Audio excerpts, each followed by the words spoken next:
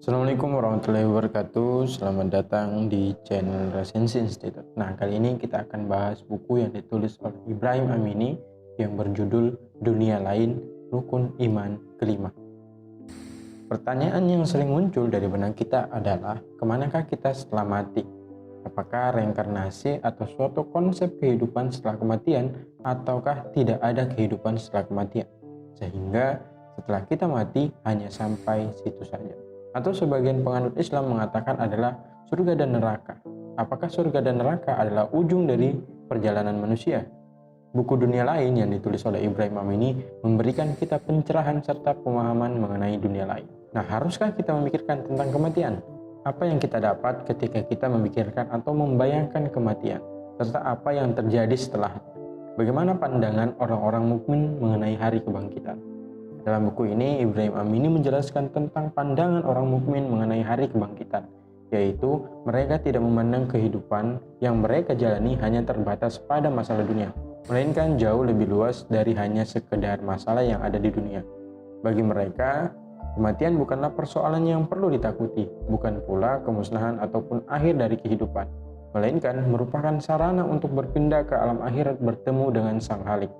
Jika siang hari mereka mencari rezeki, tetapi dilanjut dengan malamnya mereka sibuk mendekatkan diri kepada Sang Khalik. Mereka menganggap dunia sebagai ladang akhirat dan umur adalah sebaik-baiknya modal untuk mencapai kebahagiaan ukhrawi.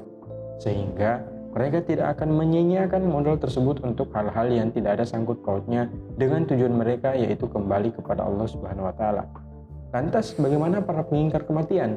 Nah, mereka yang tidak mempercayai hari kebangkitan, mereka menjadikan kematian sebagai solusi dari berbagai masalah kehidupan dunia. Para pengingkar kematian menganggap kematian adalah akhir kehidupan dan jauh dari kesulitan dan kesusahan. Orang-orang yang mengingkari hari kebangkitan akan merasa cemas dan tak tenang ketika menghadapi cobaan-cobaan berat. Sehingga sebagai penenang, ia bergantung kepada alkohol dan mengkonsumsi obat-obatan terlarang. Akan jadi apa nantinya jika semua orang mengingkari hari kebangkitan? Hisab, catatan amal dan pahala dan hukuman, betapa buruk dan mengerikan dunia ini. Nah, apa yang menyebabkan kita takut ketika membahas mengenai kematian? Ada dua kemungkinan seseorang yang menghindari persoalan kematian. Yang pertama, ia takut kematian karena ia tidak mengetahui atau tidak memiliki pengetahuan kehidupan setelah kematian. Kedua, ia takut membahas kematian karena ia merasa sangat penuh dengan dosa, sehingga ia merasa takut jika ajal telah datang menjemputnya.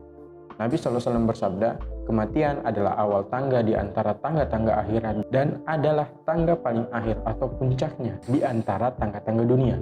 Lebih lanjut, Imam Khomeini mengatakan kematian adalah perpindahan fenomena menuju fenomena batin atau kematian adalah kehidupan kedua. Alhasil, kematian merupakan perkara eksistensial bahkan lebih sempurna dari ekstensi lahiriah. Lantas apa langkah selanjutnya setelah kita mengetahui apa itu kematian? Akan lebih lengkapnya mengetahui tentang perjalanan untuk menuju kepada Sang Khalik. Yang pertama adalah sakaratul maut, bahwa dalam Al-Quran dan riwayat-riwayat hadis bahwa kematian dipenuhi dengan kesulitan-kesulitan yang Al-Quran menyebutnya syakara dan gamara. Kesulitan-kesulitan kematian bisa timbul karena beberapa faktor. Di antaranya adalah meninggalkan semua problem hidup seperti rumah, kekayaan, harta benda, anak-anak, dan perhiasan-perhiasan duniawi lainnya. Manusia bahkan mempertaruhkan nyawanya untuk mendapatkan harta. Lantas ketika menyaksikan kematian datang, ia harus melepaskan semuanya. Ia harus melepaskan semua kecintaan duniawinya itu dengan tangan kosong pergi menuju alam abadi. Inilah yang memberatkannya. Kedua, menyaksikan perbuatan yang lalu dan semua perbuatan yang manusia lakukan akan terekam dengan jelas, baik itu perbuatan baik maupun perbuatan dosa yang manusia lakukan. Nah, yang ketiga adalah menyaksikan posisinya yang buruk di alam akhirat yang abadi. Dan yang keempat, hubungan-hubungan yang permanen akan putus. Seorang berkata kepada Imam Ja'far Shadiq alaihissalam, terangkan kepada kami tentang kematian. Beliau berkata, kematian bagi orang-orang mukmin seperti aroma yang paling wangi, yang tercium dan lembut menghilangkan segala rasa sakitnya. Namun, kematian bagi orang kafir seperti sengatan ular dan kalajengking, bahkan lebih sakit lagi. Lebih lanjut, Imam Hasan juga menjelaskan mengenai kematian, bahwa kematian adalah kebahagiaan yang paling besar yang datang kepada kaum mukmin.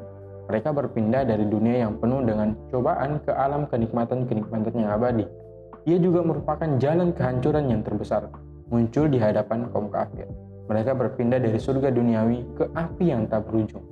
Nah, Nabi SAW bersabda, manusia ada dua golongan. Yang pertama, ia yang karena dirinya yang lain merasa senang. Yang kedua, ia sendiri merasa senang. Yang merasa senang itu adalah orang-orang mukmin. Ketika datang kematiannya, dia menjadi senang terlepas dari cobaan-cobaan dunia. Sedangkan dia yang orang-orang merasa senang karena dirinya adalah orang-orang kafir. Ketika dia mati, maka tumbuhan, binatang, dan banyak orang merasa senang karenanya. Sebagai penutup, tak hanya sampai sakaratul maut saja, perjalanan menuju sang Khalik setelah sakaratul maut akan singgah di alam kubur. Mulai dari pertanyaan dalam kubur sampai kepada himpitan kubur bagi orang-orang yang melakukan maksiat di dunia. Setelah itu berpindahlah kita ke alam barzah hingga sampai kepada bertemu kepada sang Khalik.